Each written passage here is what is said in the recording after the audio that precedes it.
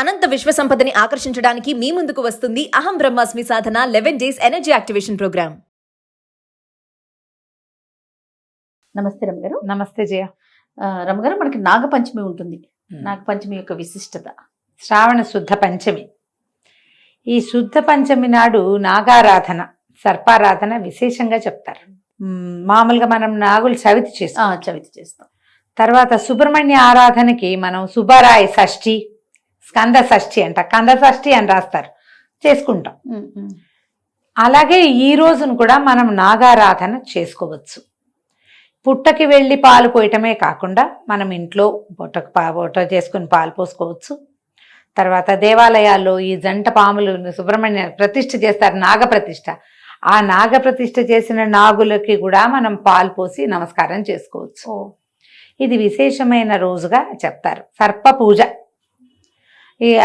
మళ్ళా ఎవరెవరికి అని అనంతుడు, వాసుకి ఇట్లా ఉన్నారు కదా నాగులు, మహానాగులు, వాళ్ళందరి పేర్లు చెప్పి కూడా చేసుకోవచ్చు. పుట్టకే వెళ్లాల్సిన అవసరం లేదు. అవకాశం ఉంటే పుట్ట కూడా వెళ్ళి రావచ్చు, ఇంట్లో అయినా పూజ చేసుకోవచ్చు. దీన్ని సుబ్రహ్మణ్య ఆరాధనగా కూడా తీసుకోవచ్చు. మనం సుబ్రహ్మణ్య అష్టకం చెప్తారు, అష్టకం చదువుకోవచ్చు. సర్పాలకి, నాగులకే ప్రత్యేకమైన నవనాగ స్తోత్రం అని ఒక ప్రత్యేక స్తోత్రం ఉంది, అది చేసుకోవచ్చు. ఉదంకుడు చేసినటువంటి నాగస్తుతి, ఉదంకుడు నాగస్తుతి అటు తెలుగులోను సంస్కృతంలోనూ ఉంది, వ్యాస భారతంలోనూ ఉంది, తెలుగు భారతంలో కూడా ఉంది. రెండు స్తోత్రాలు కూడా మంచివి. ఈ నాగారాధన ఏంటంటే ప్రముఖంగా సంతానం కోసం చెప్తారు. ఒక్కొక్కరికి ఒక రకమైన సర్పదోషాలు ఉంటాయి జయ. ఈ సర్పదోషాల్లో వీళ్ళకి ఏం చెప్తారంటే చెవిలో నుంచి చీము గారటం, చెవిలో పసు పట్టింది అంటే, పసు వస్తుంది, చెవిలో చీము పట్టింది అంటే 100% నాగదోషమే. మన పెద్దవాళ్ళు అలాగే చెప్తారు. నాగారాధన చేస్తే ఈ సమస్య తీరుతుందని చెప్తారు. ఒకటి, కలలో ఎప్పుడు పాములు కరుస్తున్నట్టు, వెంటబడుతున్నట్టు అట్లాంటిది ఏదైనా కనిపించినా కూడా, ఎప్పుడు తరచూ పాములు కనిపిస్తాయంటే నాగారాధన చేయాలి. ఫ్రాయిడ్ సిద్ధాంతం ప్రకారం తీరని కోరికలు పాముల రూపంలో కనపడతాయని చెప్తారు. మన వాళ్ళు ఏం చెప్తారంటే ఇది పూర్వ జన్మల నుంచి ఈ సంతానానికి సంబంధించిన శాపాలు ఏమైనా ఉంటే అవి సర్పాల రూపంలో మనకి దర్శనమిస్తాయని మన వాళ్ళ నమ్మకం. కొంతమందిని మనం ఆరాధన చేసిన తర్వాత కళ్ళలు పోయినాయి, చెవిలో చీమ్ తగ్గింది అని చెప్తారు. ఒళ్ళంతా పొడలుగా మచ్చలు వస్తాయి కొంతమందికి, వాళ్ళకు కూడా సర్పారాధన మంచిది. స్కిన్ ఇష్యూస్ వాళ్ళు సర్పారాధన చేయాలి. ఈ పుట్టమన్నుని తెచ్చి చెవికి పెట్టుకోమంటారు, అది చాలా విశేషమైన ఫలితం ఇస్తుందని, ఆరోగ్యానికి మంచిదని చెప్పబడుతుంది. దీనికి ఒక కథ కూడా, తమాషా చిన్న కథ ఒకటి చెప్తారు, నాగపంచమి కథ అని. ఒక రైతు పొలం దున్నాడట. ఆ పొలం దున్నినప్పుడు ఏమైంది, అక్కడ ఒక పుట్ట ఉండి, ఆ పుట్ట ఇట్లా పైకి తెరిపిగా లేకుండా కొంచెం భూమిలోకి ఉంది. ఆ పాము గుడ్లు పెట్టిందట ఆ పుట్టలో. పిల్లలు పొదిగినాయి, చిన్న పిల్లలు పాకుతున్నాయి. ఈ రైతు పొలం దున్నినప్పుడు ఆ మొత్తం పాము పిల్లలన్నీ దాని కింద, నాగల కింద నలిగిపోయినాయట. నలిగిపోతే ఆ పాము విపరీతమైన కోపం వచ్చిందట దానికి. వాళ్ళ ఇంటికి వెళ్ళి వాళ్ళ అంతు చూడాలని ఆ ఇంటికి వెళ్ళిపోయిందట. రైతు ఇంటికి వెళ్తే ఏమైందట, ఆవిడ పూజ చేసుకుంటుంది. ఆ రోజు నాగుల పంచమి అయ్యేసరికల్లా అనంత నాగుడికి పూజ చేస్తోంది ఇంటి ఆవిడ. వాళ్ళు బయటికి రాల, లోపల తమ జాతి వాడే పెద్దవాడికి పూజ జరుగుతుంది కదా, సర్పం వేచి ఉందిట. తర్వాత లోపలికి వెళ్ళింది పూజ అయిపోయాక. వెళ్ళేసరికల్లా మొత్తం ఆహార పదార్థాలన్నీ స్వామివారికి నివేదన పెడతాం కదా, ఏం పెడతారు జనరల్గా, చిమ్మిరి, చలిమిడి, పాలు, టెంకాయ, పాలు, తేనె అవి నివేదన పెడితే సర్పం అవన్నీ తినేసిందట. తినేసరికి దాని ఆరాటం తగ్గింది, కొంత స్థిమితపడి దుఃఖంతో చెప్పిందట, నేను నా పిల్లల్ని అన్నిటి పోగొట్టేశారు మీరు, నేను ఇట్లా బాధపడుతున్నాను, ఆ దుఃఖంతో వచ్చా, కానీ ప్రసాదం తినేసరికి ఆవేగం కొంత తగ్గింది, కానీ నా సంతానం కోల్పోయానంటే అప్పుడు ఆవిడ అనంతుడిని ప్రార్థిస్తే అనంతుడు కొంత అమృతాన్ని అందించాడట ఆ చనిపోయిన పాము పిల్లలకి. సర్పాలన్నీ మళ్ళీ బతికినాయని ఒక కథ చెప్తారు. ఇదో కథ, ఎన్ని కథలు ఉన్నాయో. ఒక ఆవిడ ఎవరికో చెవిలోంచి పస్సు వచ్చేది, పాము వెన్నాడుతున్నట్టు కరుస్తున్నట్టు కలొచ్చేదట. చాలా సంపన్న గృహస్థులు, ఆవిడ చాలా మంచిది. నేనేనాడు ఏ దోషము చేయలేదు, నాకు ఇట్లాంటి కల వస్తోందని ఒక సాధువు వాళ్ళ ఇంటికి వచ్చినప్పుడు అడిగితే అమ్మా నీకు సర్పదోషం ఉంది, నాగపంచమి నాడు పాముకు పాలు పోయి పూజ చెయ్యి.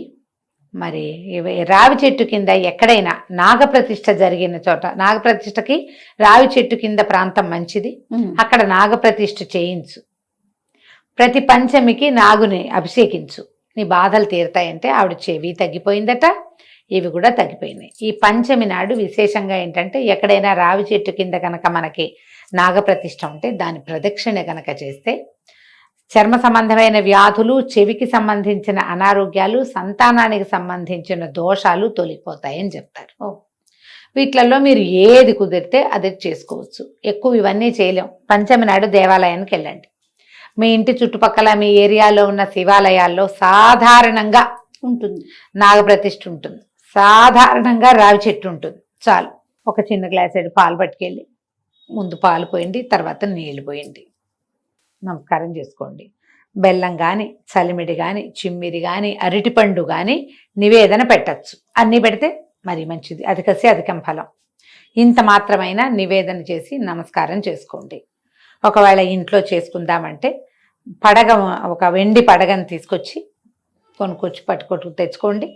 ఇవి ఇంట్లో అట్టు పెట్టుకుంటే కాసిన ఆ పడగ మీద కొన్ని పాలు పోసి కొంచెం చెమ్మిలి, తర్వాత చలిమిడి, అరటిపళ్ళు ఇలాంటివన్నీ నివేదన చేసి నమస్కారం చేసుకుంటే మంచి ఫలితం లభిస్తుంది. ఇది స్కిన్ ఇష్యూస్కి, సంతానపు సమస్యలకి, సంతాన సాఫల్యానికి బాగా పనిచేస్తుంది. ఈరోజు దానికి ముఖ్యమైనది అనమాట. ఈ వయసు వాళ్ళు చేయొచ్చు, ఈ వయసు వాళ్ళు చేయకూడదు, మాకు పిల్లలు అక్కర్లేదు, ఇలాంటి భావాల్లోకి వెళ్ళకండి. ఆరోగ్యం అందరికీ కావాలి, సంతానం లేకపోతే కావాలి, ఉంటే వాళ్ళ భవిష్యత్తు కావాలి మనకి, అంతే కదా. ఎవరి కోసమైనా ఇది మంచిదే, చేసుకోవచ్చు చక్కగా. దేవాలయాలకు వెళ్తే మరీ మంచిది. అయితే ఈరోజు ఏం చేస్తారంటే సర్పానికి సంబంధించిన ఆరాధన ఎప్పుడైనా మనం చేస్తూ ఉంటే కనుక ఈ రోజున కూరలు తరగకూడదు, ఏది తరగకూడదు, పొలం దున్నకూడదు. ఈ 2 నియమాలు.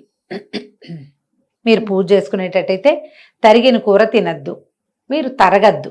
ఎందుకంటే ఇప్పుడు కూరలు అవి తరిగేటప్పుడు బెండకాయల్లోనో వంకాయల్లోనో చిన్న పురుగులు ఉంటే తరగబడతాయి, అవి కట్ అయిపోతాయి, అది మంచిది కాదు. అందుకని కూరలు తరగద్దు, తరిగిన కూర కూడా తినద్దు. ఇది నియమం.